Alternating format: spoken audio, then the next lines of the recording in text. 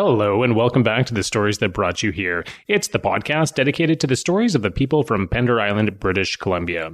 Once again, I'm your host, Chris Wakaluk, and I will be sitting down in one-on-one, hour-long conversations with current Pender Island residents to hear the stories that brought them to this vibrant little island we live on, and to also hear the stories that brought them to the point that they're at in their lives right now. Today, I will be speaking with Shelley Sarakannas.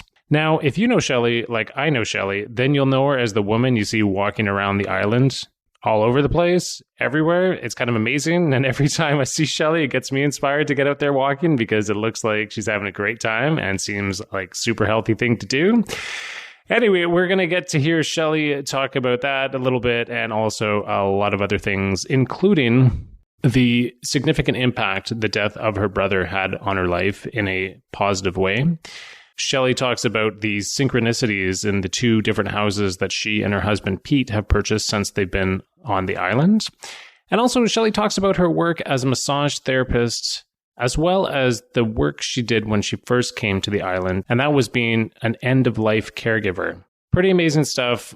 I really want to thank Shelley for her openness and sharing that she gave in this interview. I thought it was pretty amazing. And after you listen to this, I think you'll understand why. So, without further ado, here is my interview with Shelley Sarakannas.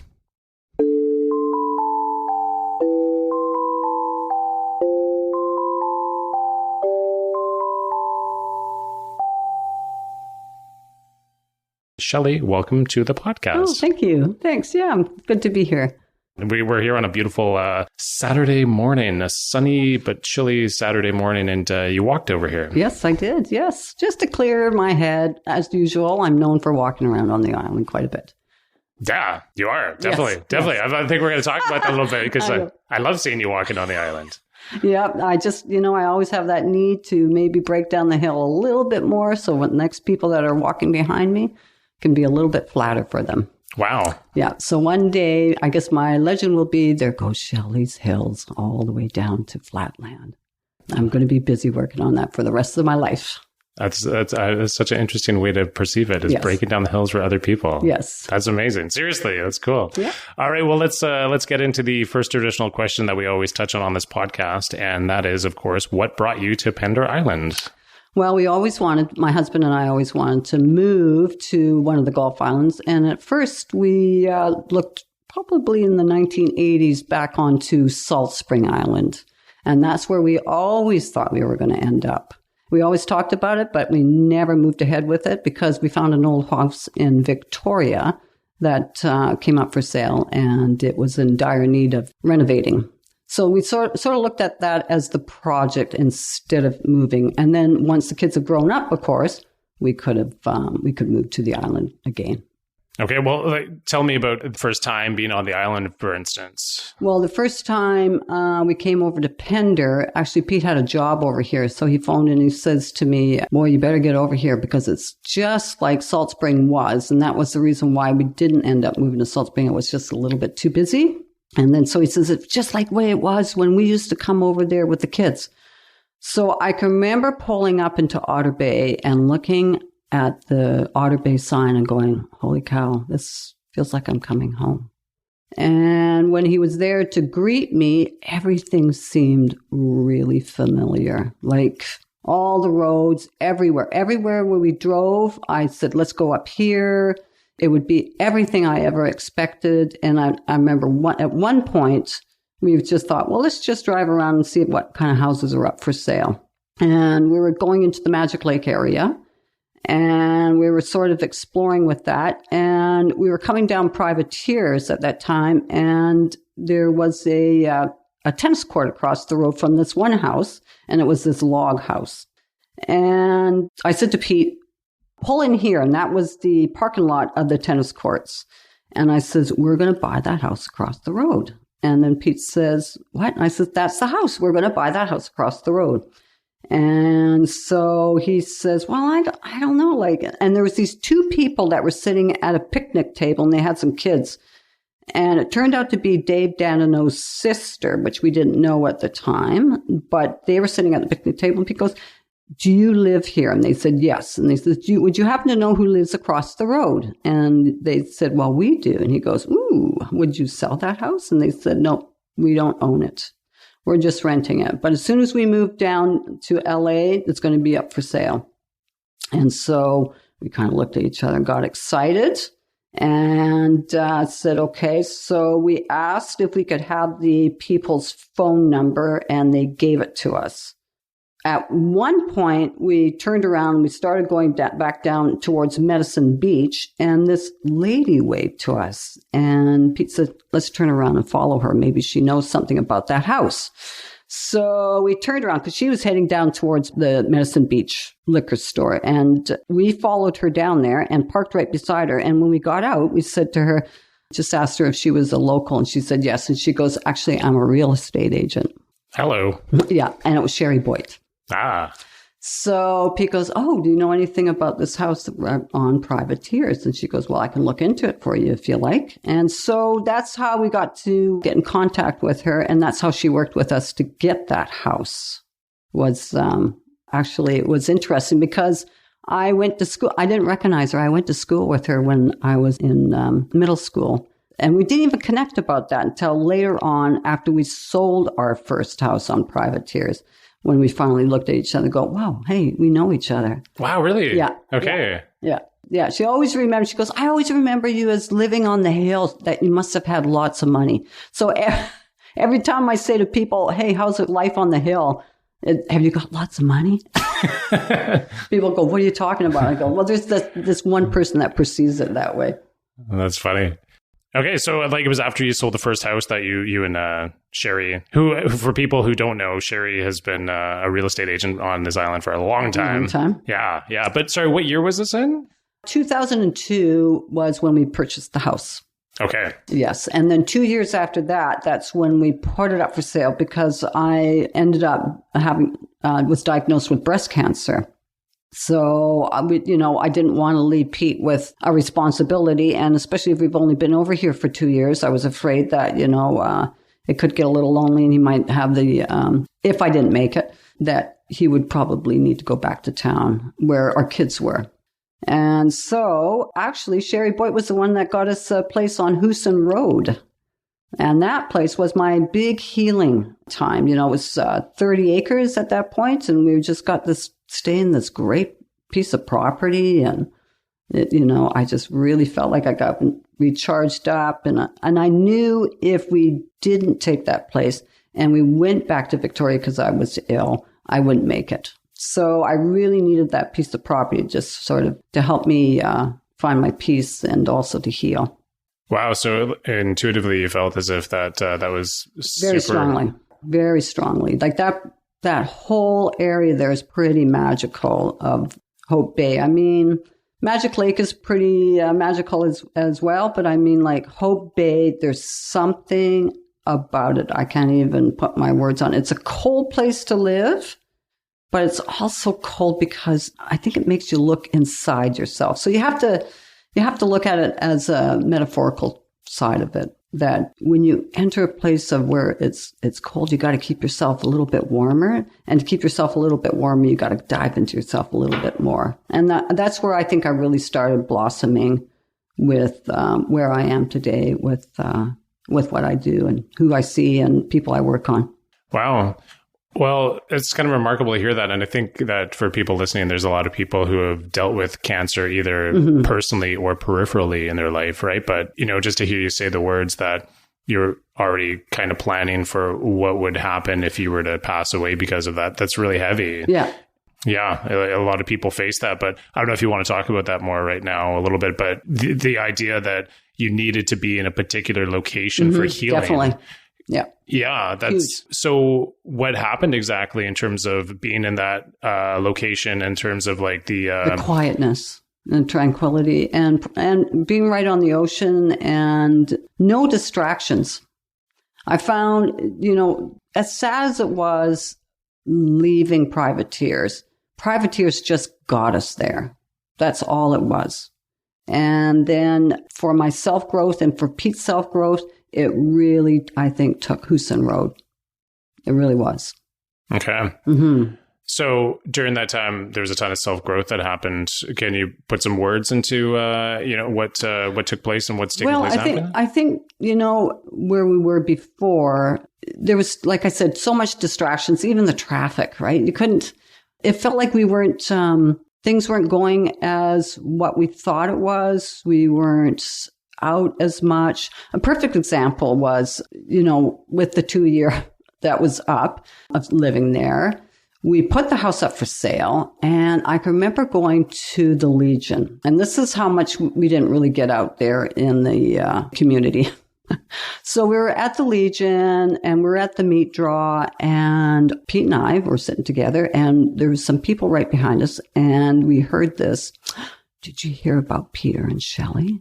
And of course, our ears perk up a bit, and we start leaning into their voices. And then we heard, yeah, their marriage is dissolving. So that's why they got their house up for sale. And I thought, that's very interesting. Like, that's not even the story. Oh my gosh. So I turned around and I says, oh, I just heard about Pete and Shelley. And they said, yes, isn't that sad? That's what usually happens to people, that when they first come here, they think they can make it. And you know what? A lot of times they don't. And so unfortunately, it's a divorce sale. Well, then I just went, oh God. I says, well, I just need to tell you something. I'm Shelley and that's Peter, and we're not getting a divorce. And this is not a divorce sale. I don't know where you got your information from. And they said, we got it from a real estate agent. And I went, so I'm not going to mention the name of the real estate agent, but I went, well, I guess. So I did approach this real estate agent, and I said to him, why would you say something like that? He goes, hey, if it sells the house, it sells the house. Oh my gosh. I went, yeah, okay. I get it. Yeah. Wow. And so that way I felt like, oh my God, like we've been here for 2 years and nobody even knows who we are, or like, we're the gossip now. That was just crazy. So going down to Hope Bay, I don't know, things just started rolling. Like Pete started really getting lots of work. And actually he was the one that helped, there was a group of guys that got together and rebuilt Hope Bay. Oh, he was part of that. He was part of that. Okay. Mm-hmm. Because I had Brent Marsden in here a few episodes ago talking about it. And, yes. It was huge. It was huge for those guys to do it. It was a real commitment, and they did it out of real love. I think that was Pete's probably most exciting time on Pender Island in the early years. Okay. For sure. It was most exciting because he was contributing to a project. For a real cause. Like we always used to just go down near Hope Bay and just think, too bad nothing's being done about it, because it was burnt down, right? And I can remember always seeing these toilets sitting outside, and I thought, what an odd thing that was left from this burn is these toilets. And that was the only thing that survived that burn. And I sort of saw the place getting built up around those toilets.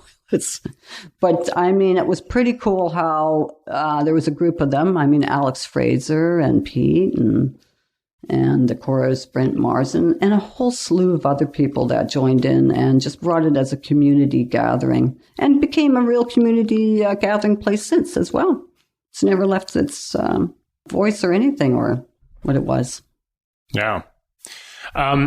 Just want to get into what happened after. So obviously with the breast cancer that you had, things worked out fine, it sounds like. It did. So, you always give yourself the 5-year. And so the 5 years were coming up. And at that time, Hope Bay was finished and Pete was working with Dave Danino. And he was working on a lot of pretty nice projects. And I was actually down at Poets at that time and feeling pretty good about pretty solid about our financial future as well as our future. And I said to Pete, well, it's time for us to start relooking at another place to buy.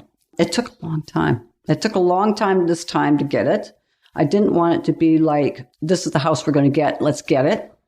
And I wanted to be there for the rest of my life. There were certain things that I was looking for this time. I really felt like I needed the garden again, so it needed soil. I needed the sun. On Houston, even though it was a beautiful piece of property, you had to walk, like the driveway was almost a quarter mile long. So you had to walk up the driveway to get the real sun because we were right on the water. So I needed sun. I needed that cold back then to withdraw within myself, to get that warmth going about myself. Like when we go into the dark part of the winter months, we just kind of come into ourselves and find ourselves in that cold, dark place. I felt like I was finished with that now. I felt like I needed that sun again, that things were lifting. Okay, so you found the new house. It took a little while to find the new house. It took quite a while. Actually, a real estate agent back then was Mr. Jameson, and he actually kind of at the last resort, I think he was just rolling his eyes every time we went to one place. I'm going, no, not quite there. There's a rock. Right? I just can't put a plant on that rock. So he took us to this place, and he warned us. He says, you know what? He says, this place needs a lot of tender, loving care. He says, but you know what, Peter, I could see the potential that you can really boost it back up to life again. And I think you'll be able to see it as well. Soon as I walked in that gate and down the pathway, it was so overgrown. That's all there was with blackberry bushes. And it had a sense it was alive at one time. And then the life stopped. So I was kind of kicking away a little bit of the blackberry bushes and found all this black rich soil. And I thought, holy cow, like this thing's worth $1 million to me with just the soil alone. Yeah. You can't get a piece of soil on this. This rock. Yeah. And that. So we started going up to the front area and of the house. And all of a sudden I just felt like, all right, this is it. Like, this is the one. Started getting excited like that other one on Privateers. And I said to Pete, yeah, I think this is going to be it. I mean, we didn't even really look through much of it. We just kind of looked at each other and kind of knew that was going to be it. And then Pete kind of looked at me going, that better be it. I'm not doing this anymore. So,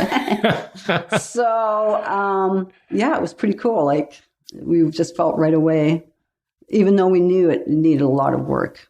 And we wanted to put our own selves into it this time, too. The other one that we bought didn't need any work at all. It was just move in, don't do anything. And I found that a little boring after a while. I wanted to put my own mark on it. So as we were starting the renovations, we already knew the house was sunk by 3 inches on one side of the house. So as Pete was looking in to see, because of the lifting, he needed more to see on the structure side of it. He went in and looked to see who originally built that house. And the funny thing, that people that originally built the house on Privateers. So they only built 2 houses on the whole island, and it turned out that we bought both those houses. Yeah, that's hilarious. Yeah. Wait, have you met these people or? No, never met them. Wow. Never met them. They ended up moving up island, I think to Parksville. But they were very, very well looked up to in the community. Very much so. Okay. Yeah, they were a long time. They were on the island for a long time. They were in their older years as they moved up island. It's an amazing coincidence, right? To be tied to that couple energetically. It was just an excitement. So I'm sure that's how they felt too when they first found, these 2 lots that they were going to build their life on, right? So it was pretty cool. You don't hear about that very often. And we were so adamant to get this place too. Like, we really, really wanted it. Yeah. Second time around. Beautiful synchronicity. Yeah. Definitely. Yeah. Well, to move into, you mentioned the kind of work that you do, and you are a massage therapist? Yep. Okay.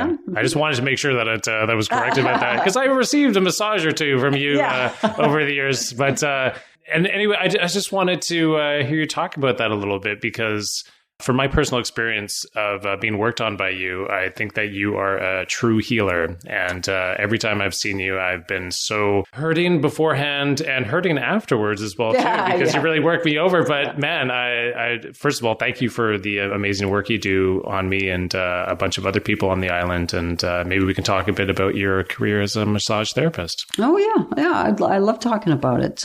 Well, I'll tell you what, this is the funny story of how I got into massage school. I was in a transition in my life in Victoria that I didn't know what I wanted to do. The kids were older and I was, able to go into the workforce a lot more hours in the day now. So, but I worked at White Spot for 25 years and I thought, okay, what did me in with that place? And it was a great place to work. I mean, really, I raised the kids on white spot hours and that. So I was serving this woman, and she had a little child with her, and she says to her child, they ordered the pirate pack and a meal, and she says to her little girl, that woman gave me my first pirate pack. And I just went, oh my God, how long have I been here? It was almost like I woke up. I just thought, holy cow, am I always going to be remembered for the woman gave the first pirate pack to the family? So I left that job and I went to Value Village, and because I was still not sure of what I wanted to do and saw nothing coming down the road for myself. And it was a menial job. I mean, it was a great job. I did have a lot of fun. It was good people. And I was busy putting these coats away on the rack. And when this older man, he was, it's been about 5 feet tall, maybe a little bit shorter than that. And he was on the opposite side of the coat rack than me. And he was looking through coats. And he looked up and he saw me. And he stopped and he shook his finger at me. And he says to me, you should be a massage therapist. And I went, huh? And he says, yeah. He says, you should be a massage therapist. And I went, okay. And I thought, what's a massage therapist? Okay, whatever.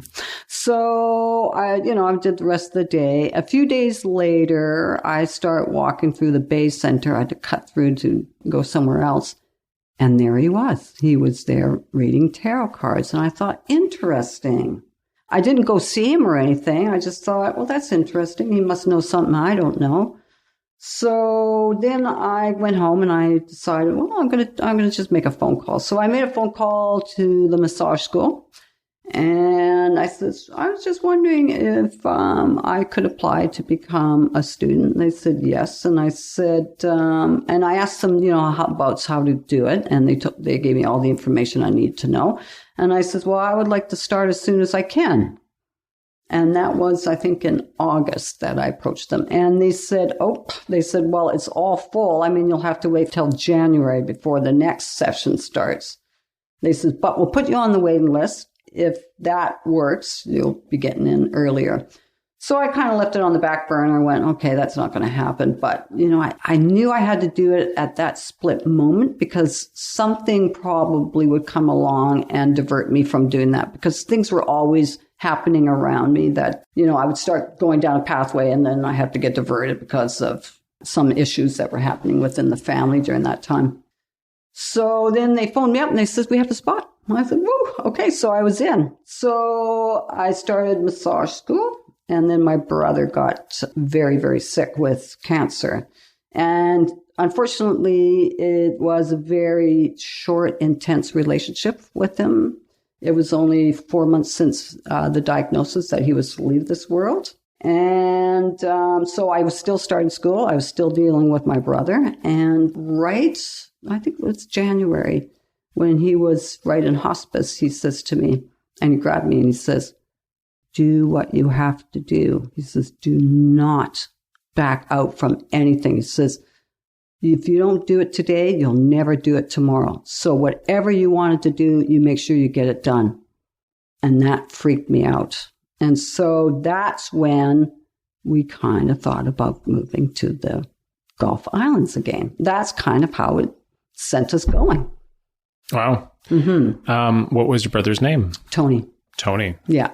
Okay. Was he older or younger? He was older. He was only 2 years older than me. And so, and like I said, it was a very intense, wonderful relationship with him at the end of his life. I mean, I was so proud to be his sister, and I'm so proud of him, how he went through it. And for him to say that and open up to me and say, make sure you do whatever you want to do and don't stop yourself from doing it. Don't even think twice from doing it. That really shook me up. Like that really, I still use that to this day. I really do. That's great. And shook you up in such a positive way to have somebody just give you the affirmation to follow your dreams, right? Yes, he sure did. Like, I just got to thank him over again all the time. I can remember one time I was walking to my school, and this was just the day that I knew he was very, very ill and coming to the very end. And right after school, I was going to go up to the hospice and be with him. And it started snowing. And I said to him in my head, "Oh, look, Tony, it's snowing." And all of a sudden I heard, "I hate fucking snow." And I knew that was him.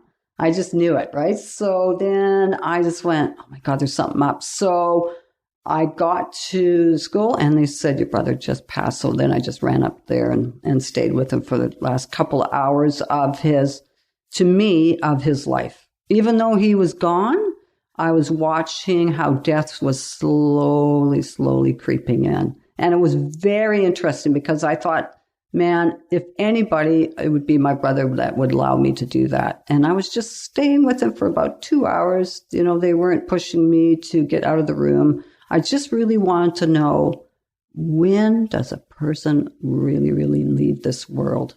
Like, how much longer do they hang on for? And it took about 2 hours. Wow, really? Mm-hmm. Wow. From the time they pronounced it to the time I felt like he was really, really gone. And during that whole time, you know, I was opening up his mouth and looking in there like, okay, what's that look like? And just because I really wanted to see what the body to be like in the stages of death.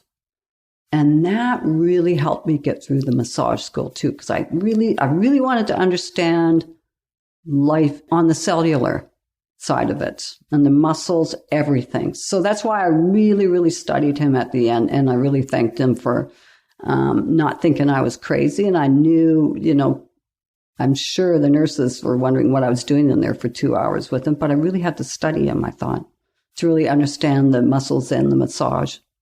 That's amazing. Mm-hmm. Did you have this thought before this happened? No, as soon as I saw him and he was gone, you know, I just thought, wow, okay. Like, and it wasn't even like, it didn't even feel creepy or anything. It just felt like a sense of curiosity. And he was allowing me to see through and get some answers on how the real human body is all the way up till death and past what we call death. I don't think they even, at that point when they pronounce you, I truly don't believe that's it yet. There's still a process after that. That's really beautiful stuff, Shelley, that mm-hmm. It sounds like your brother gave you permission in a way. Sure did. Yeah. Mm-hmm. And permission to act instinctively and just to follow through on doing what you need to do in order to have a fulfilling life. And yeah.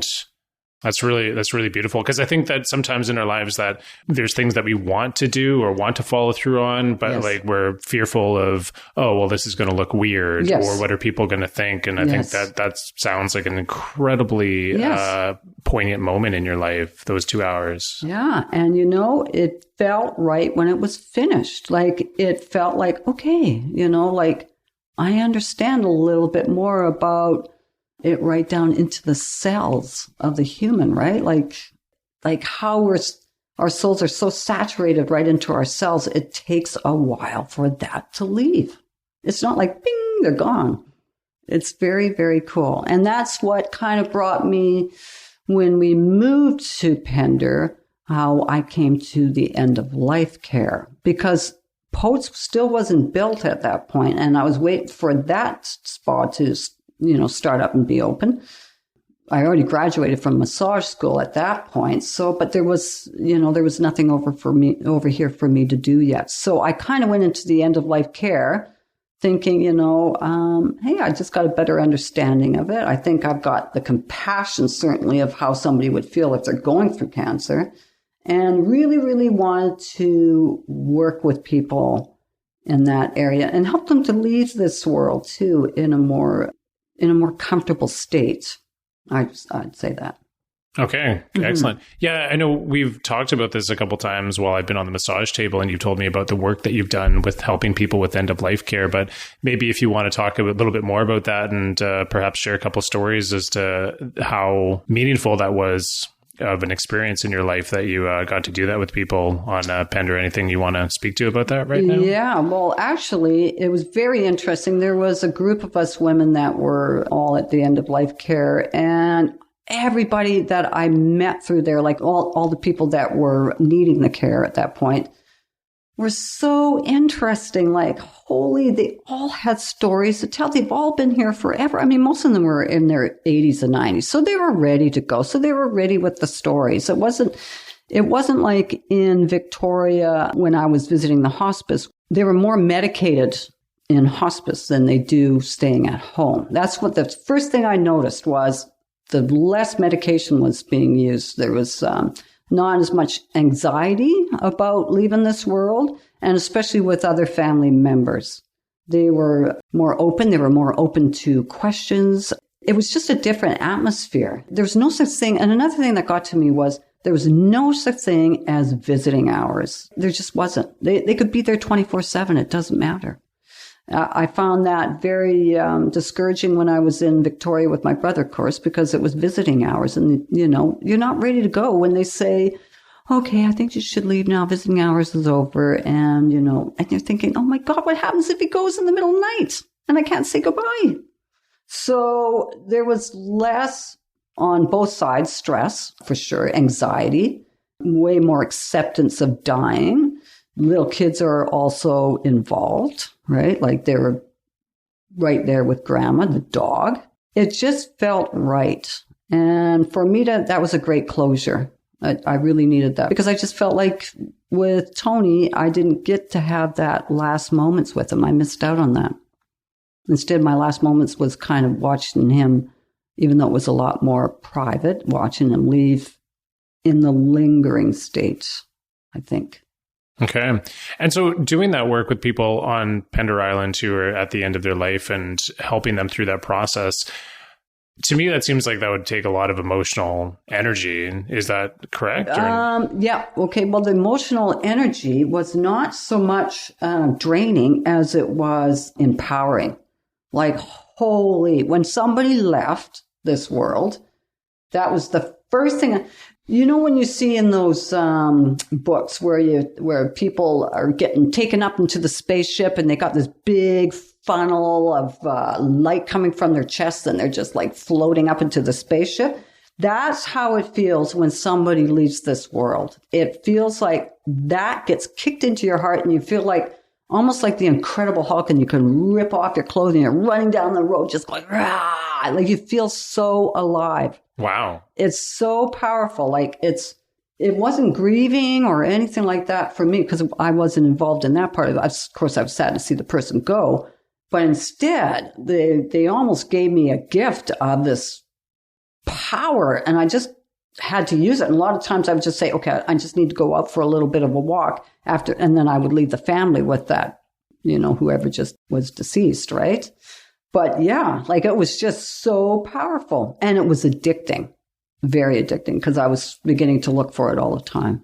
Wow, really? Mm-hmm. Because it felt so good. It felt so good. It felt like I run a marathon. It's just, you got charged up. It was a charge that came through you. I can't even explain it. I can remember one time, this is my last client that I ever worked on, which was, you know, to me, a very symbolic one too, because there was 6 of us women that did the end of life care. And all 4 of us at the same time was diagnosed with breast cancer. No way. Yeah. Wow. All 4 at the same time. Wow. And 2 of us survived and 2 didn't. And one of the women, her name was Shelley Waters. Anyways, what a lovely woman. Holy cow. So anyways, she was an amazing end-of-life care worker. And she wanted me to be there for her end of life. And so I was so honored, like, that was my last client. I couldn't even do another person after that because that was it. I knew that was done and then it was time to transition into Poets Cove. But that was probably the most amazing experience I've ever been through.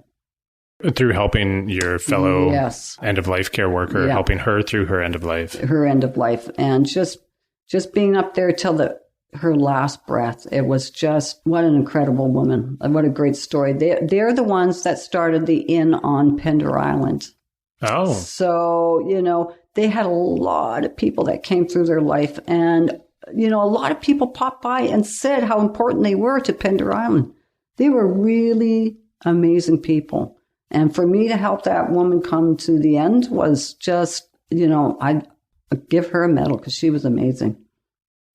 Thank you for sharing. Mm-hmm. Yeah. We spoke earlier and I told you about seeing a gentleman speak a couple nights ago in Victoria called Stephen Jenkinson. And he talks a lot about dying and the process leading up to it. And he wrote a book called Die Wise, which I'm lending you after this interview. Yeah. And I find it to be a more and more fascinating topic because it's something that's not discussed very much at all. Mm-hmm. It's something that it seems like we sweep away and don't really want to deal with at all. But it's a really fascinating topic. You never saw that on Pender, ever working with these people.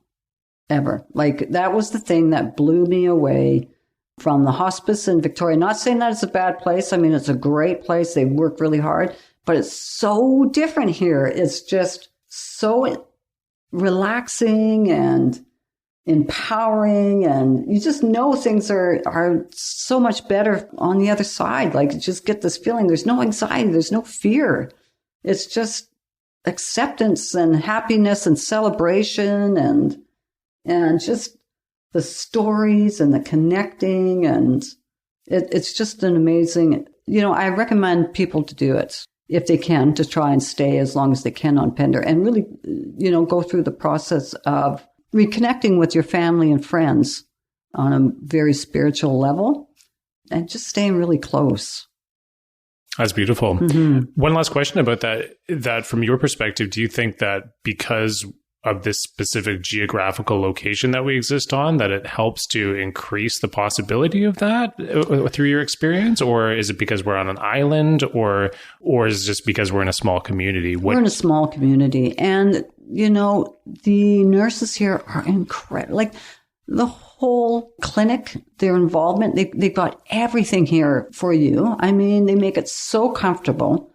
Even at one point, this fellow couldn't even get up to have a bath anymore. Well, they brought in this blow-up bath, and they just kind of slipped it underneath him and blew it up, and we poured water in there, and he could still have a bath while still being bedridden. It's just an amazing amount of resources that we have over here for if anybody ever has to go, on that route of end of life. Okay. Mm-hmm. You talk about after that phase of your life, making the transition to working at Poets Cove, which is the beautiful resort on the South Island, which I happen to work at too. Yeah, but anyway, so you moved into doing massage therapy there. And, yes, I did. And then also privately as well too? As privately as well. So what happened was once I was, Shirley Waters I knew that was the last person I was going to work with because that's when I was diagnosed with breast cancer at the same time too. So I kind of transitioned out of that. Said goodbye. That was a great way to end it. I mean, helping your fellow worker and then for yourself to start healing and stuff like that. And then about, a few months after my treatments, I started feeling a little bit stronger again. And I felt like I was ready to go down to Poets and now start utilizing what I learned. I mean, I went to school for this and paid some money to do it, right? So I thought, well, I better just jump into the fire and do it. And when I first went down there, I was not hired right away. And now that I look back, I guess I wasn't really ready anyways. I mean, I was just finishing up my treatments. I still was really tired. But I thought, I didn't want to stay at home and be with myself anymore. I felt like I was finished, but I guess I wasn't. I was forced into staying back a bit more.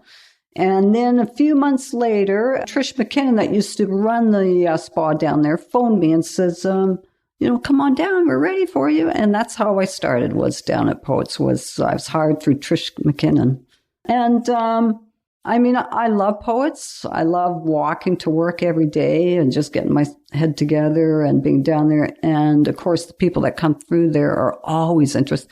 Now, they have stories too. I mean, it's unbelievable, the stories that come on each table, because they all tell me stuff.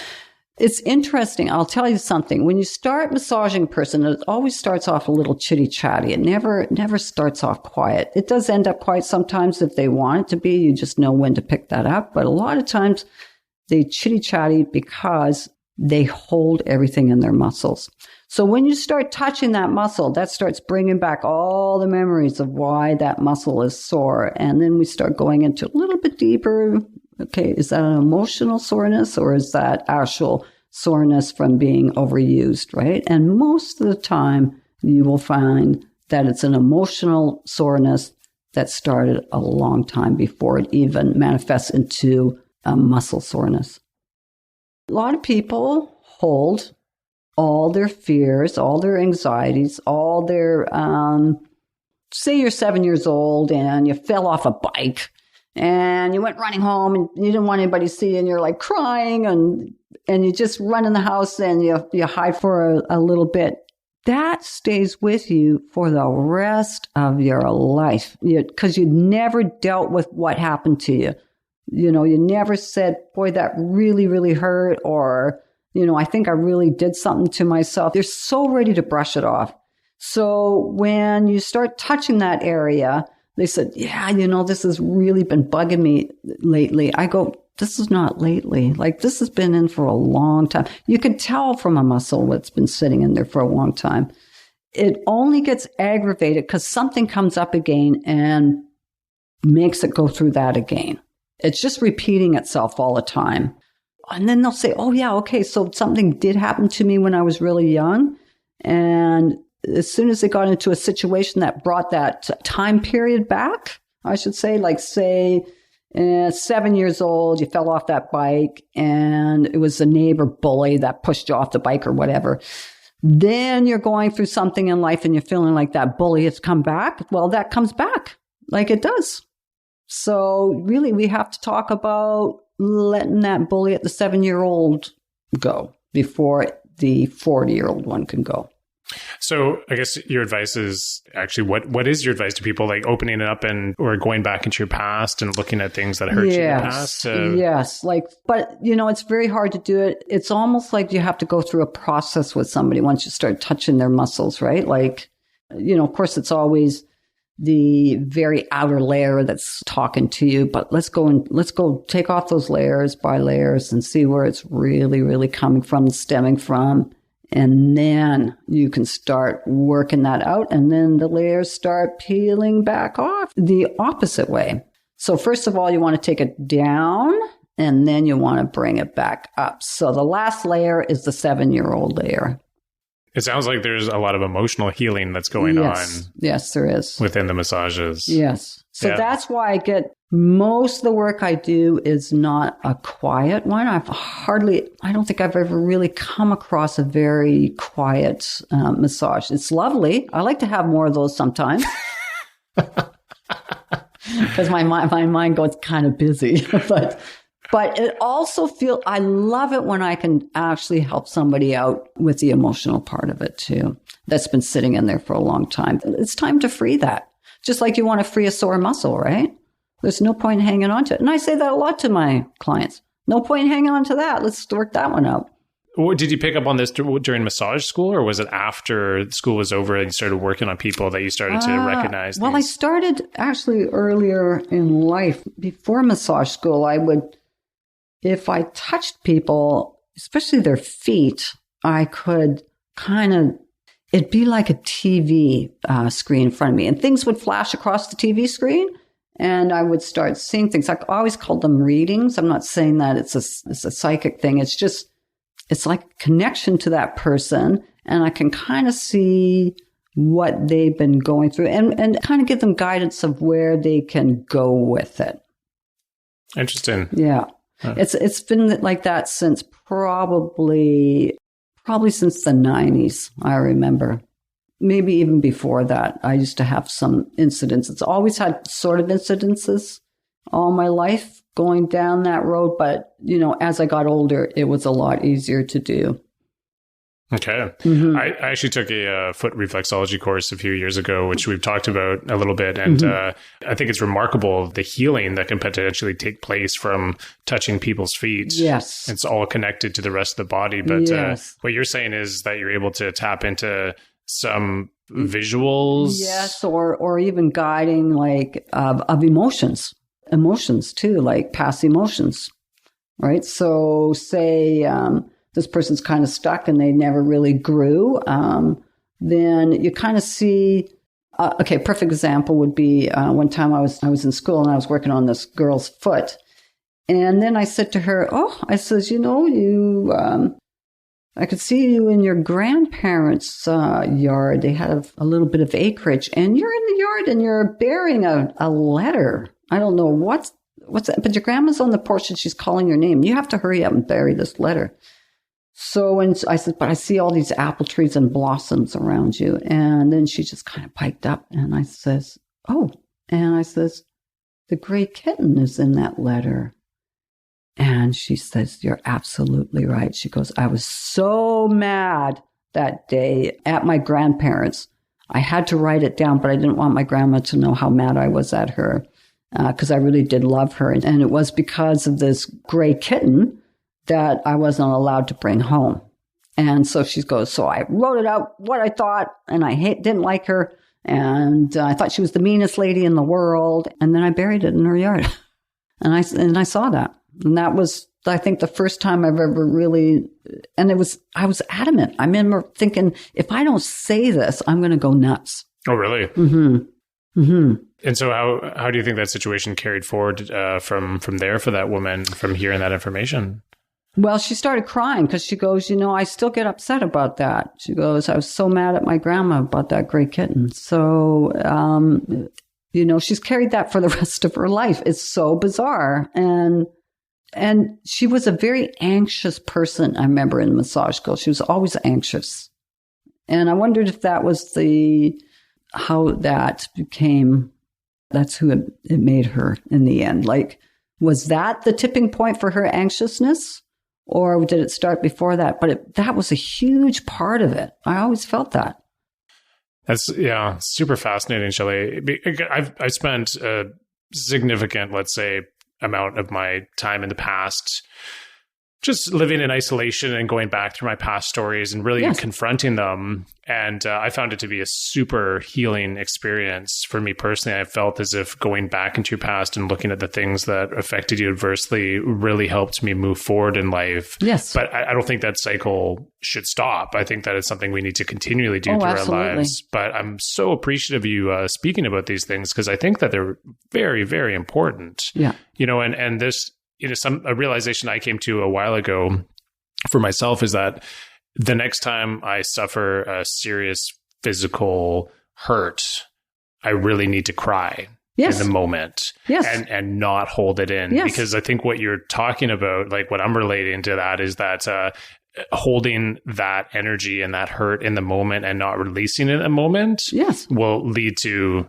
further pain and trauma down the road. Starts manifesting off into your muscles. Yeah. If we don't start talking about it and being okay with what we go through, and you're allowed to be mad, you're allowed to be angry, you're allowed to be sad or fearful. We're allowed to show all these emotions, right? That's what makes us a human being. Yeah. Right? I mean, we're so lucky that we can do it. Animals can't do it. They can show happiness, they can show sadness, but they can't show questioning or anything else, right? Like, we're gifted. We get to do all this stuff. And why can't we show it? Like, why do we have to bottle it up? And that's what I mean. Sometimes it manifests. Like, I notice if people are going through a real time of grieving, and it could be grieving for the sense, grieving means just a sense of loss, right? So they could feel like, oh man, like I'm not happy with myself right now. I don't know who I am. Their shoulders so rolled in. I'm always, working right on the pectoral areas, just to open them up. So they're able to show themselves or present themselves to people and open themselves up emotionally. Like they have to stay open. You cannot close yourself off. Or lower back even into the hip. It's all about the nurturing, right? If your sense of nurturing is lost, that's when people start thinking, oh, my hip's gone, or lower back on that pelvic area, or the groin gets tight. So it all starts showing off. And it just shows you over and over again with people coming through, and I work on that it's true. That's what it does to the human body. If you shut it down, it shows up. Yeah, physical manifestation of what's going on inside you. Yes. That's why I always feel the need to talk to people and say, okay, what's going on? This has been here for a bit, or, yeah. Yeah. Wonderful. Well, let's slip into the traditional second question that we always get to on this podcast. It sounds like that you've given a lot of help to people on this island. And the second question I always like to ask people is who has helped you along the way on Pender Island, and who has helped you along the way on Pender Island, Shelley? Well, I tell you what, all the people that have passed on has helped me. That's for sure. I mean, all those people, all their stories I listened to really, really helped me to see things differently. And of course, everybody that's come into my life so far has really helped me in every aspect. I mean, there's so many people, so many important people in my life right now. I really do feel full. Like I just got, when the season ends down at Poets, I've just been really trying to be here, there, everywhere, because it's time for me to reconnect with all those people again and thank them and feel like I'm part of the community. When you do go down to Poets, it is a different world. You do get pulled away from the community. And I always find this the most recharging time for me, so I can get back down there and be in the more isolation side of the island. And it's not because it's South Pender, it's because we do disappear for 5-6 months out of the year and don't emerge till the fall again. Yeah, and you're going to celebrate a little bit tonight, you said, right? Yeah. Just to go see people. I've just been so busy just catching up with people and doing things. And I mean, like even today, I get to come to the podcast and I still feel like I haven't finished. I still got lots ahead of me for the next 3 months. My gosh, and self-discovery. I need to, of course, be on my self-discovery. I might try some new things down the road. Who knows? That might be in the works. Yeah. Yeah. Okay, well, just to tie up that question a little bit, so you would say that the people who have helped you along the way that stand out the most are some of the people who have passed? Oh, yeah, for sure. Yeah. For sure. I mean, people will always step in my life and show me and present themselves to me and show me, the path that I'm heading down and always help me on that path. But the people that have passed are always the ones that really came in, changed it quickly, and left. Like, really, that's how they've done it. They've just came in like the Tasmanian devil and it was like a roaring craziness. And then they left, and that kind of let me spinning onto the right path. Yeah. But the people that I see now, of course, that's a longer path. These ones that came into my life when they're leaving this world is short. So that's why it's like the Tasmanian devil. I look at that, right? But the people that I know now, of course, that's the longer road. All right. Yeah. Where were you born, Shelley? Victoria. Yeah. Okay. Yeah. And so maybe if you want to talk about your parents a little bit, I'm curious about Papa and Mama. Well, my mom and dad, of course, were, I came from a family that my mom was bipolar. And so that's probably why I'm very sensitive to emotions.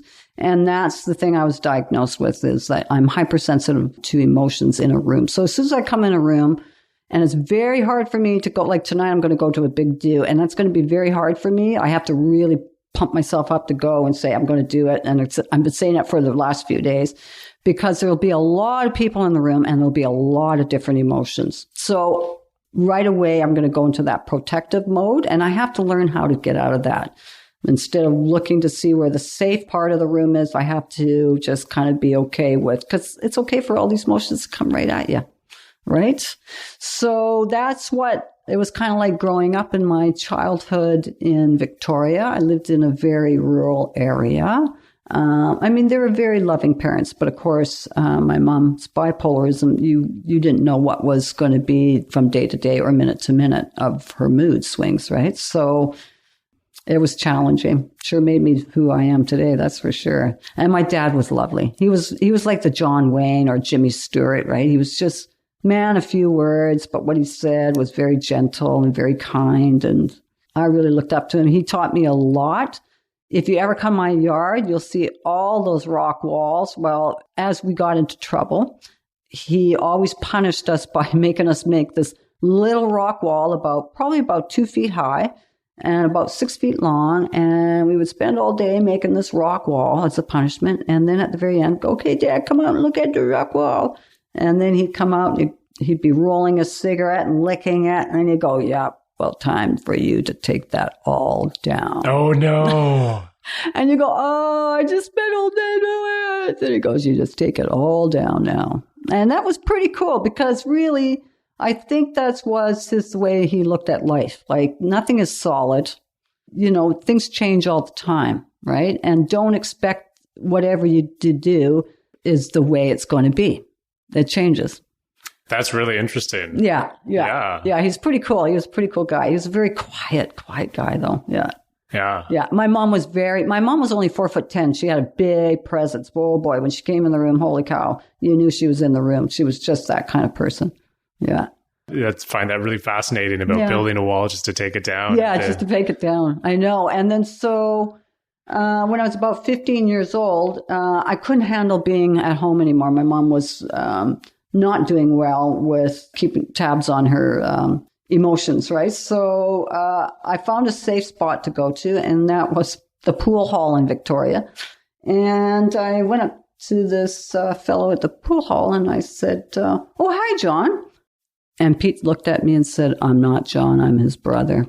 And that's how I met Pete. So we've been together for now, 43 years. Whoa. I met him in a pool hall and I thought he was somebody else. So, wait, where was this pool hall in Victoria? On Broad Street. Okay. Yeah. Right downtown. Yeah, right downtown. I was skipping out of school.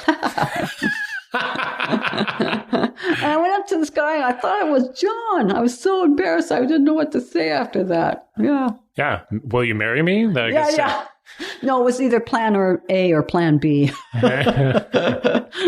Pete approached me one day and he goes, I have a plan. I says, and we were just friends. And I said, oh yeah. And he goes, yeah. And I says, and he was a very safe guy to be around. Like we were really good friends. He was really good for me because, of course there was craziness in my household, right? So, his place was very safe. Everybody was very quiet and nobody just burst out screeching or slamming doors or anything like that. So one day he says to me, I have this plan.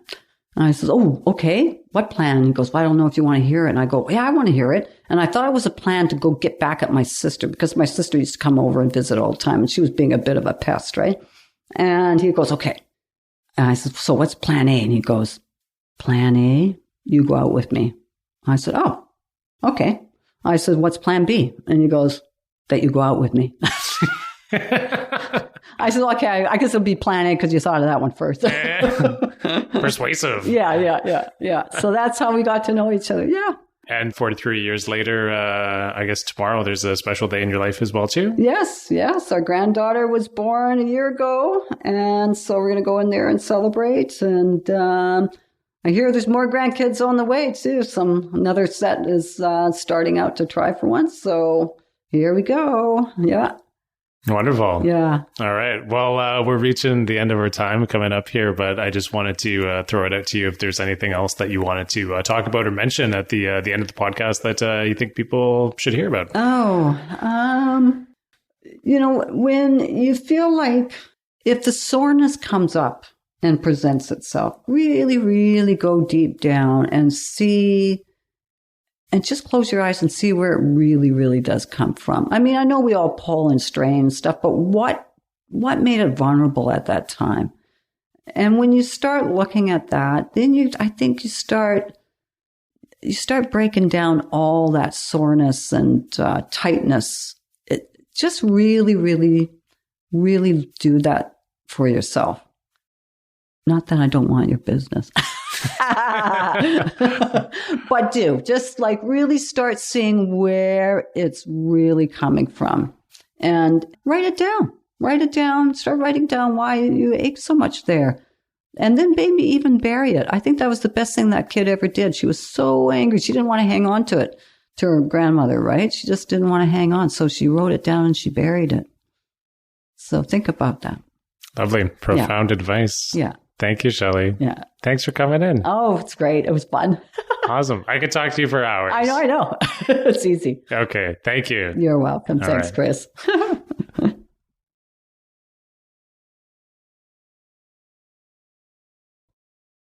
All right. Well, to honor Shelley and to honor that great interview, I decided I'd go for a walk down Houston Road. Houston Road is located on the North Island, kind of the middle portion of the island, except on the east side. The road runs, I'd say, about 2 kilometers long. And at first it heads towards the east, and then it turns back down towards the south. And it ends in a really beautiful cul-de-sac, which I'm actually standing in right now, which is the entrance to Mount Menzies Park.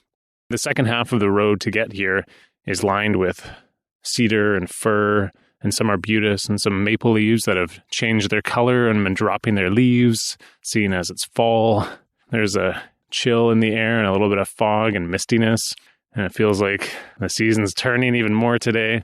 And it is a really beautiful, isolated road. There's the odd driveway dotting the road on either side. But other than that, it's just a lot of trees and salal.